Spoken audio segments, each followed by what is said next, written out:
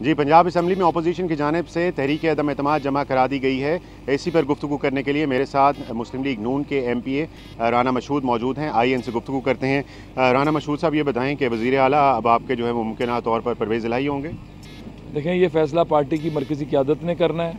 Parle's complete हो चुके हैं और हमारा मकसद जो है वो रिलीफ देना है पंजाब के अवाम को, और इसमें अगर किसी के साथ भी हमारी कोलैबोरेशन होती है तो हमारा ये कोई नहीं है कि PMLN का ही हो, किसी और का भी आता है और वो हमारे मंशूर पे चलता है तो हमें कोई इतराज़ नहीं है। अच्छा राना साहब, आपके भी 5 MPAs मुतअद्दिद मुलाकातें कर चुके हैं वज़ीर आला के साथ और उनके प्राइम मिनिस्टर के साथ भी मुलाकात हो चुकी है। जलील शरकपुरी जो आपके MP हैं वो ये कह चुके हुए हैं कि जिस दिन वोटिंग होगी, अगर तहरीक अदम एतमाद आती है पंजाब में, तो उस दिन वो 5 लोग जो MPAs हैं आपके वो वोट नहीं करेंगे।